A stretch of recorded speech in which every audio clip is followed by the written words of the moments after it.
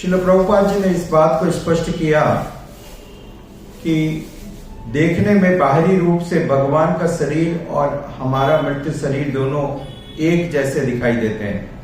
They appear to be one and the same. But actually speaking, the transcendental body of Supreme Lord Sri Krishna has so many wonderful specific features. So Mother Kunti has described the different specific features which makes the Supreme Lord different than all of us, although it appears to be the same. साथ ही साथ कुंती महारानी अपने आप को अत्यंत दीन रूप से प्रस्तुत करती हैं. She shows her real humble nature. Actually Kunti महारानी belongs to such a great lineage, परंपरा, इतना महान कुल है, बट वो अपने कुल की यहां पर दुहाई नहीं दे रही है, बड़ाई नहीं कर रही है. She is saying that I am a low-born woman. I am an ordinary woman. How can I understand you? This is not possible. तो ये है विशेषता उनके एटीट्यूड में, उनकी अप्रोच में. She belongs to a great lineage. She is a aunt of Krishna. She is superior to Krishna in the relationship.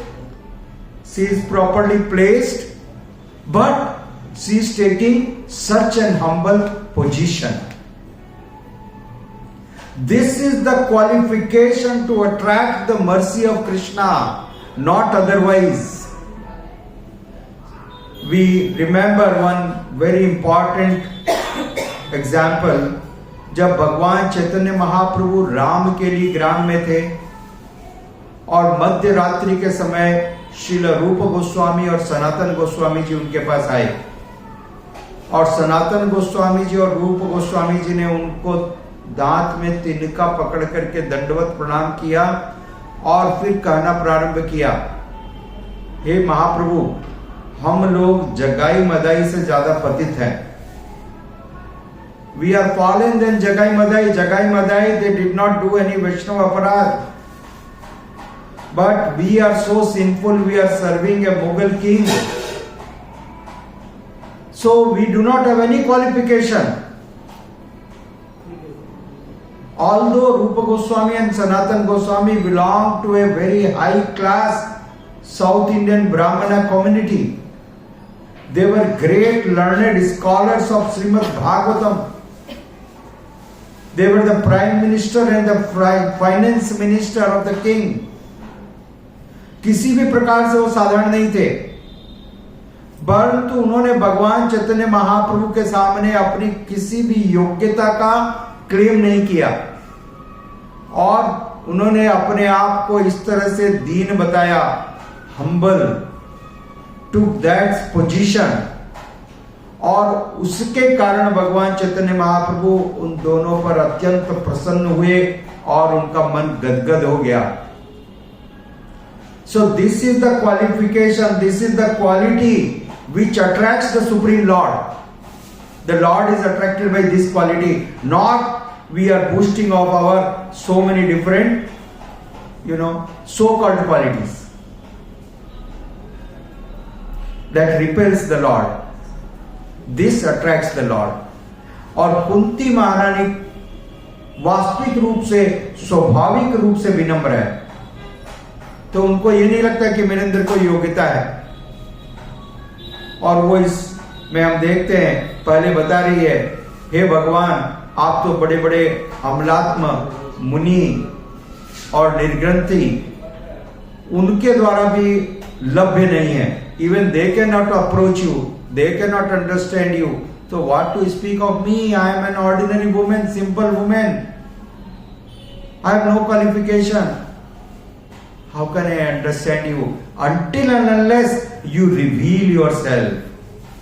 आप जब तक अपनी अहेतु की कृपा से अपने आप को प्रकट न करें, मैं आपको कैसे जान सकती हूं? मैं तो शास्त्रों के बारे में इतना विद्वान भी नहीं हूं कि मैं समझ सकूं, विवेचना कर सकूं। So no claim of being a great scholar.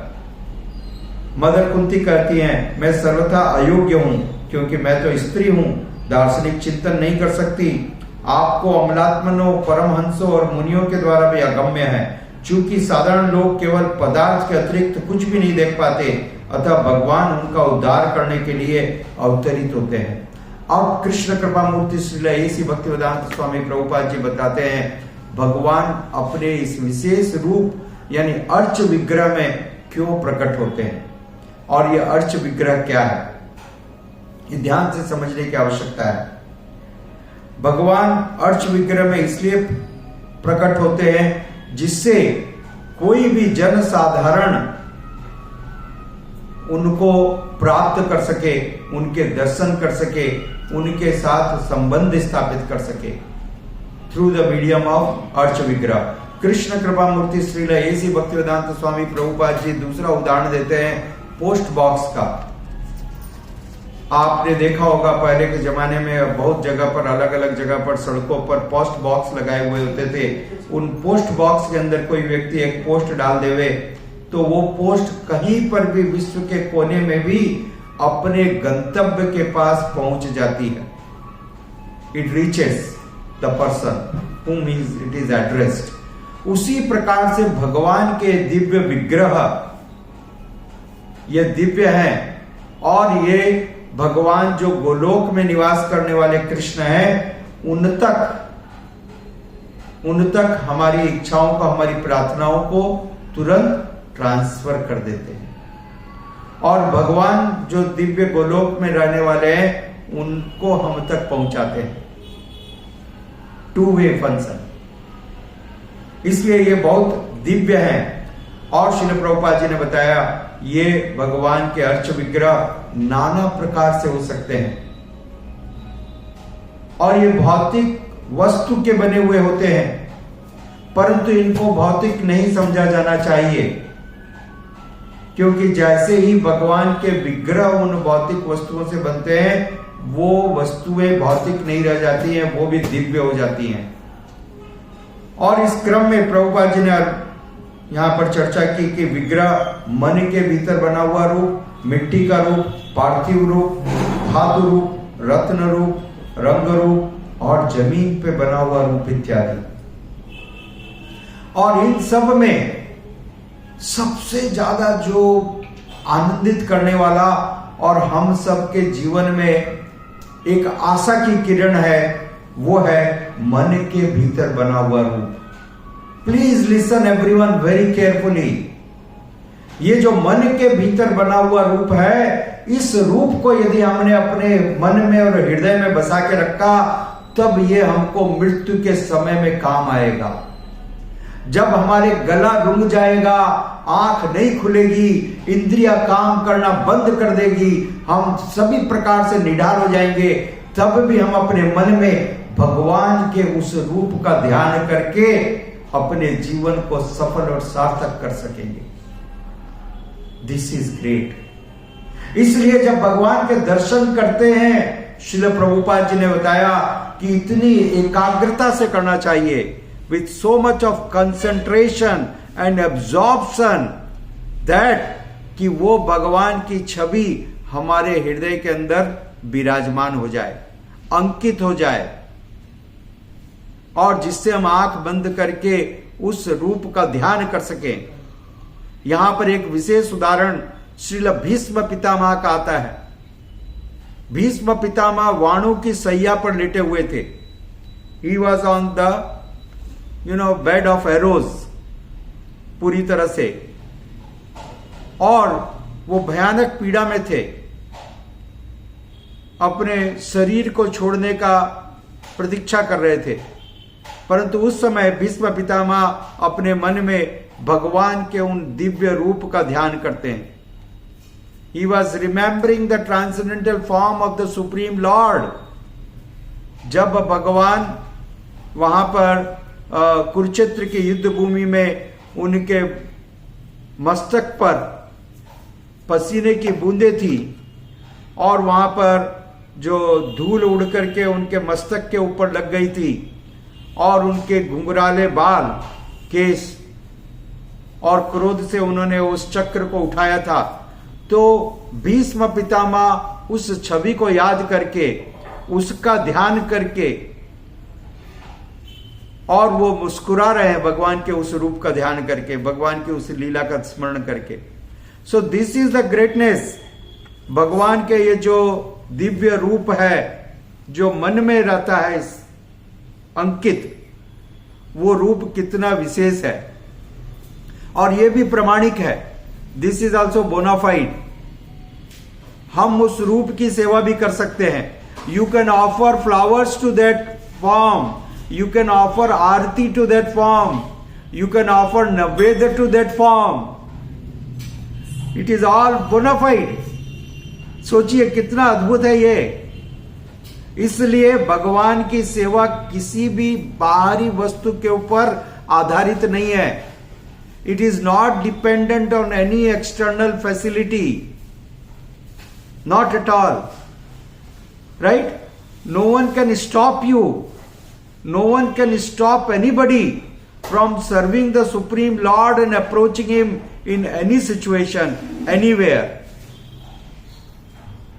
This is transcendental. So many pastimes.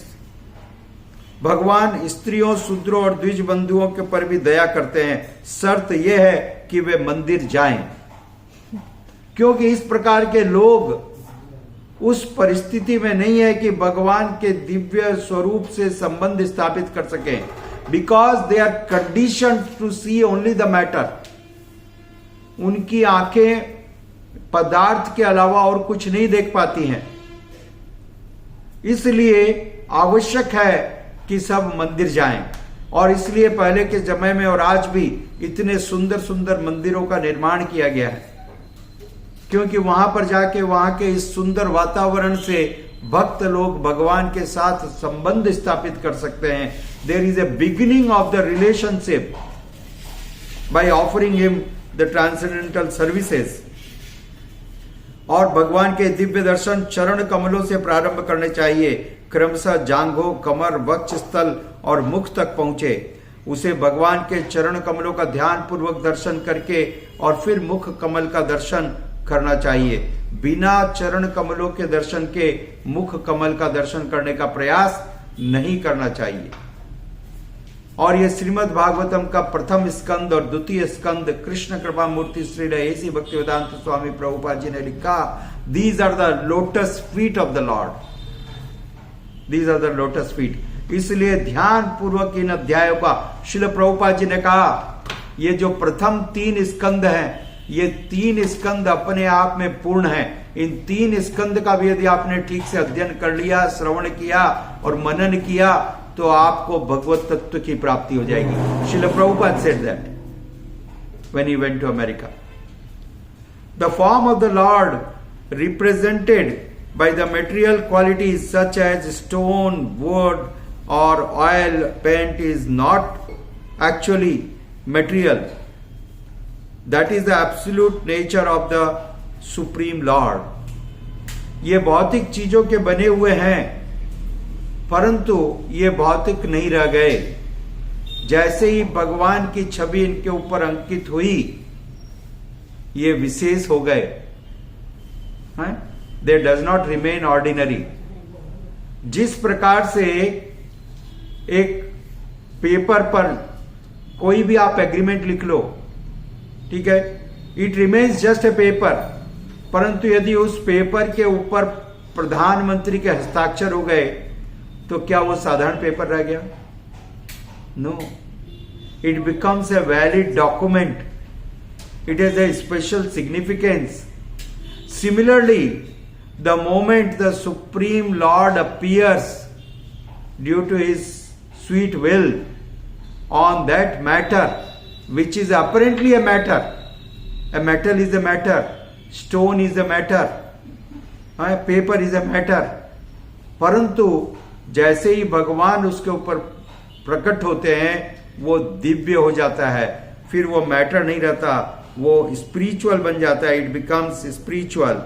There is a reference from Srimad Bhagavatam 1.11.24. The material senses cannot perceive the spiritual nature of the Lord, and therefore the Lord accepts as the Archa Vigraha, with which it apparently made of the material elements like earth, wood, stone, but actually there is no material contamination in that. साथ में वर्णन है, जब भगवान श्री कृष्ण द्वारका में आ रहे थे, when he was entering in the city of the Dwarka, all the women of the Dwarka, ये सारी स्त्रियां तेजी के साथ, उत्साह के साथ भागती हुई अपने अपने घर के छतों पर चढ़ गई. They went on the rooftop of their houses and they were with the great eagerness, fully absorbed in taking the divine darshan of Krishna entering in the city. Krishna entering in the city. With the great absorption they were taking darshan. They were drinking the nectar of the divine appearance of Krishna in Dwaraka. तो यह है तरीका भगवान के दर्शनों का. Therefore you will find, if you go to Vrindavan, if you go to Jagannath Puri, devotees, they run. Before they reach the temple, they start running because of the great joy and happiness and eagerness to have darshan of Krishna. With that eagerness, we can take darshan of Krishna. Otherwise not. It is a matter of great fortune. Rather the greatest fortune to have darshan of the Supreme Lord. The Lord is unlimited. He becomes suitable to the vision of the limited living being. He can become smaller than what he is conceived of, what we can conceive of. भगवान विभु हैं. भगवान महाविष्णु का रूप है, जिनके उदर के अंदर अनगिनत विश्व ब्रह्मांड है, लोक हैं. और वो भगवान अपनी दिव्य इच्छा से प्रत्येक अणु और परमाणु के अंदर भी प्रवेश करते हैं. He is so big, yet he is so small. तो इससे हमको मालूम पड़ता है कि भगवान के अंदर दिव्य गुण है. He can do anything by his sweet will. Therefore, the same Lord, by his causeless mercy, by his divine will, agrees to appear in the form of Archa Vigraha. इसलिए इन अर्च विग्रह को कभी भी साधारण नहीं समझना चाहिए. This is the beginning of our connection with the Supreme Lord. इसलिए हम सारी परंपरा में देखते हैं, कृष्ण कृपा मूर्ति श्रील ऐसी भक्तिवेदांत स्वामी प्रभुपाद जी स्वयं अर्च विग्रह की सेवा करते हैं. हमेशा उन्होंने अर्च विग्रह की सेवा की. अर्च विग्रहों की सेवा के द्वारा विशेष करके सारे गृहस्थों को, this is very important, everyone please listen and make a note. जब तक अर्च विग्रह की सेवा नहीं करेंगे, अपनी भौतिक इंद्रियों के ऊपर नियंत्रण नहीं कर पाएंगे. We can not control our lusty desires. So those people, those devotees who are neglecting, मैं देखता हूं आप लोग सिंसियर नहीं हो अर्च विग्रह की सेवा करने के लिए. Srila Prabhupada wanted every गृहस्था should regularly come and definitely perform the devotional service to the Supreme Lord, the deities of the Lord. My Guru Maharaj asked me, and then I started worshipping the arch deities of the Lord, and for several years I was the pujari. So this is very important aspect. भगवान श्री चैतन्य महाप्रभु ने जो 6 विशेष विषय बताए, उसमें से एक है urge विग्रह की सेवा करना. So therefore we should make a habit of regularly coming and serving the Lord. Learn this process. ये जो पंचरात्रि विधि है जो श्रील प्रभुपाद जी ने सिखाई है, ये सबको सीखनी चाहिए, जो यहाँ पर आपको सिखाई जाएगी. और उस विधि के द्वारा हम भगवान की सेवा करके भगवान के साथ हमारे दिव्य संबंध को प्रगाढ़ कर सकते हैं और ये हमारे जीवन में हमको अभूतपूर्व लाभ देगा और आध्यात्मिक प्रगति प्रदान करेगा। हरे कृष्णा। श्री प्रभुपाद की जय।